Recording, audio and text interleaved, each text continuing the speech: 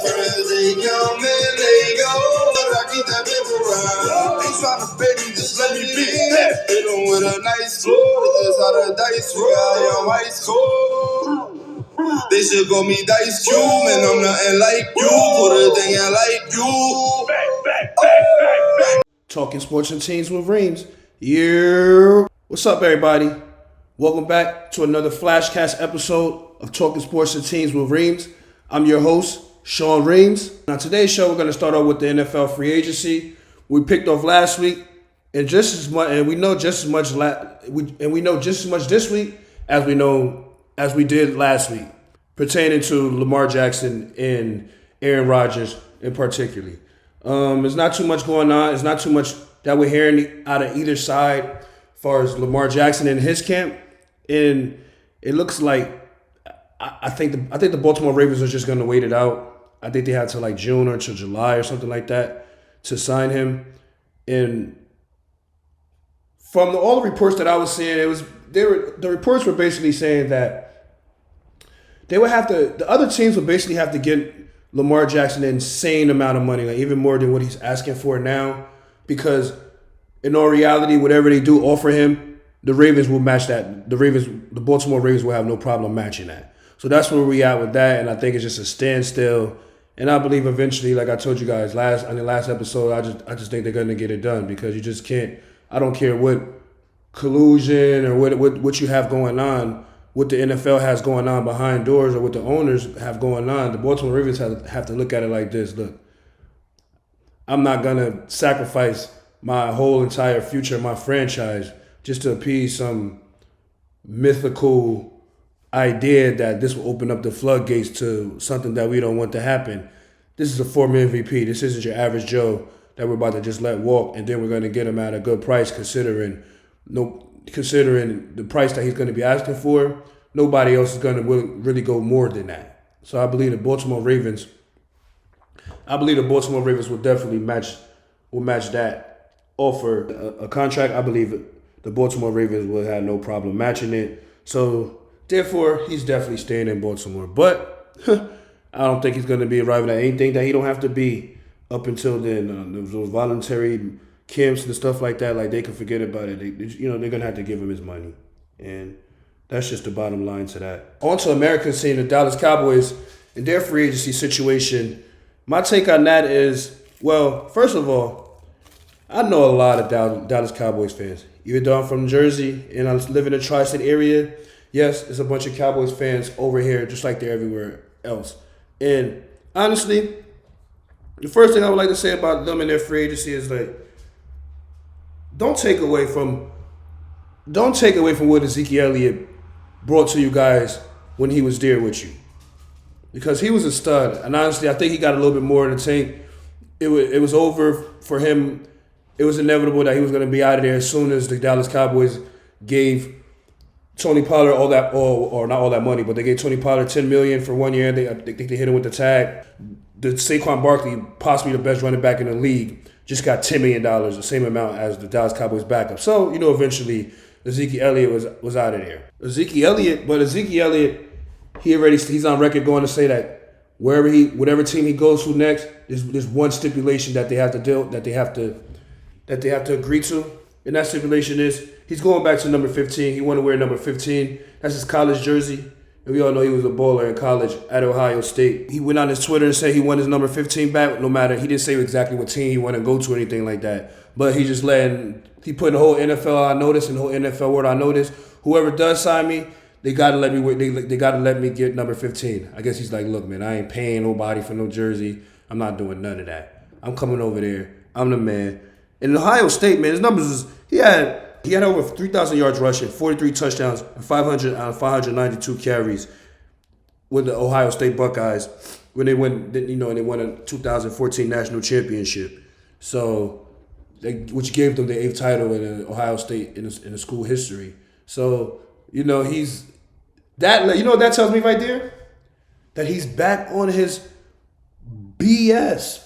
He's back on his bully. He's back on his bullshit. Like, he's letting the Dallas Cowboys know, without saying the Dallas Cowboys name, oh, y'all messed up. Y'all messed up by letting me go. I'm getting back to my ways. You got to understand his best year probably was him and Dak Prescott best year probably was Ezekiel Elliott's best year, which was both of their guys' rookie year.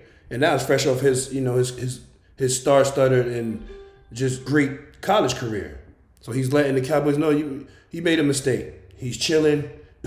He's doing it like a boss right now. And I respect it and I like it. And whoever go, they're gonna get wherever Zeke Elliott goes, he's gonna go to.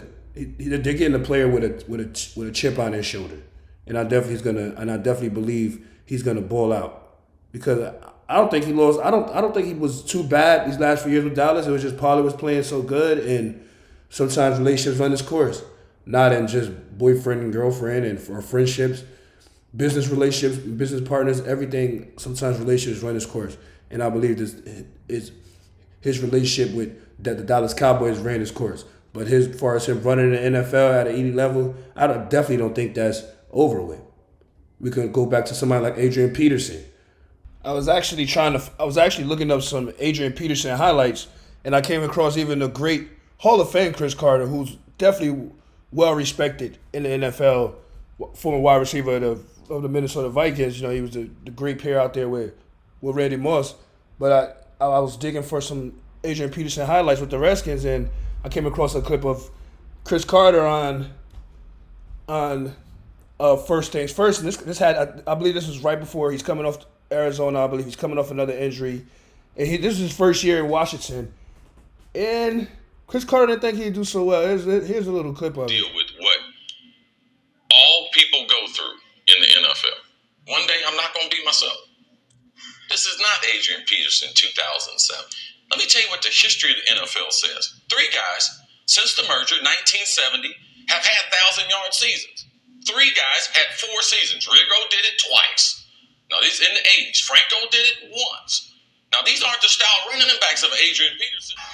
Now, you can't be mad at Chris Carter because it was like Adrian Peterson going into his 13th or 14th season, coming off another ACL injury, but man, he ran for over 1,000 yards that season with the Washington Redskins, well now Commanders, and then the following year he ran for 800 and something yards, and then he had another 600 yards with that, and then he finished it out with the Detroit Lions. You know, things kind of went off from there, but he's a perfect example of why you shouldn't give up on running backs. That's basically the point. He had it a lot of us counted us out, even great ones. Even great Hall of Fame players like Chris Carter just didn't see it happening, but it happened. I believe that wherever Ezekiel Elliott ends up, he's going to bring a lot to that team. But one thing he's bringing is old college number. He made that clear on his Twitter. The New York Jets are still waiting on Aaron Rodgers. Aaron Rodgers is still waiting on New York Jets. However you want to go about saying it, the deal isn't done yet. But like I told you guys last week, I believe that deal will also get done because the Jets don't have no choice. Now, initial reports before was why I was taking this long now that I was hearing is because the Jets were the Packers were asking a lot. They were asking for picks along with the money that the Jets are going to pick up on the Aaron Rodgers contract. And the Jets are just like, man, that's just too much. But the Jets did make some room lately. The Jets sent their wide receiver Elijah Moore over to Cleveland in a swap of picks where they're getting the Cleveland Browns their 3rd round pick, and they got the Cleveland Browns 2nd round pick. So I believe they're gonna use that as leverage to give the Packers another pick, so they can compensate the Packers because the Packers want the contract picked up and they want draft picks. So they're just still shuffling some things around to bring over Aaron Rodgers, and I believe the deal will get done soon. But Aaron Rodgers is a diva, man. He doing what divas do, and honestly, he got the right to he earned the right to do that, man. It's Aaron freaking Rodgers. You know what time it is. It's like he's saying, man, get all these things done and we're going to make it happen. I'm the man. That bad man, like Stephen A. Smith called him. And the Jets are not letting up. And they're saying, you know what? You are that bad man and we're going to make it happen. And I respect that. Talking sports and teams and rings. The New York Giants have done a lot of signings. Not too great signings. As far as like on NFL Pro Football Focus released their free agency grades so far, and they have the New York Giants at an average, which is about the same thing that I have them around, because they signed a lot of pieces that they needed. They weren't great pieces, and but they were solid pieces, and they needed these pieces. New York Giants signed Mark Lewinsky. I believe that was a big move for them in free agency. He's a solid starter for the Indianapolis Colts for the last 4 seasons, and their line was pretty decent. Jonathan Taylor ran good behind them. They had some problems with Matt Ryan in the end. Of course, we all remember when they gave up that freaking huge lead to I forgot who they gave it up to, but that was just wow. But anyway, they signed Mark Lewinsky to a 3-year deal, $20 million, 11.4 guaranteed. They brought back Daniel Jones. They brought back Saquon Barkley. They added a couple receivers, and they just making a lot of moves this year, man. And it's rumors that they're tied to DeAndre. It's rumors that they're tied to DeAndre Hopkins. DeAndre Hopkins went out of Arizona, as most of us know, and the Giants don't seem like a bad place for him to land right now, considering they have all these receivers, but they still don't have that one star-studded receiver. And at this point, someone who's still I believe DeAndre Hopkins is still in his prime, but his prime is on the more downside prime of it, but it's still in the prime. But he's still in his prime. You get a good 2-3 years out of him, and DeAndre Hopkins, Saquon Barkley, and Daniel Jones, along with Sterling Shepard, would assume he's coming back healthy.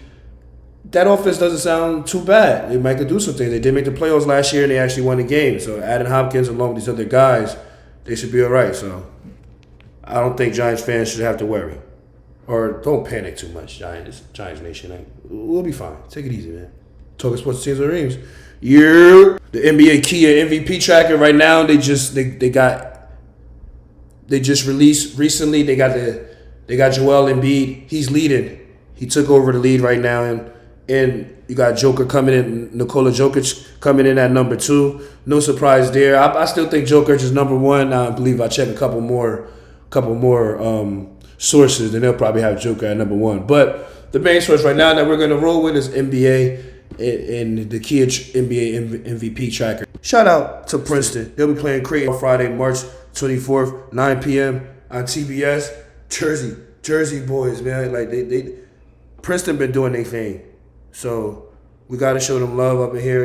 I'm a Jersey boy, so we're going to show Princeton some love. They pulled off the biggest upset ever, I believe it was, NCAA tournament when they beat Arizona.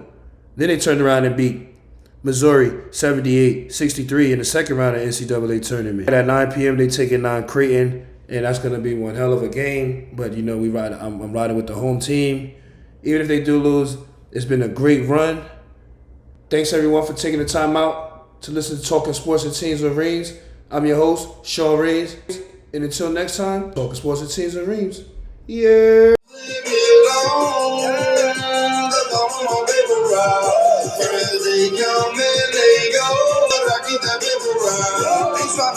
Just let me be. Hit them with a nice floor. Just how the dice roll. I am ice cold. They should call me Dice Cube, and I'm nothing like you. Put a thing in like you.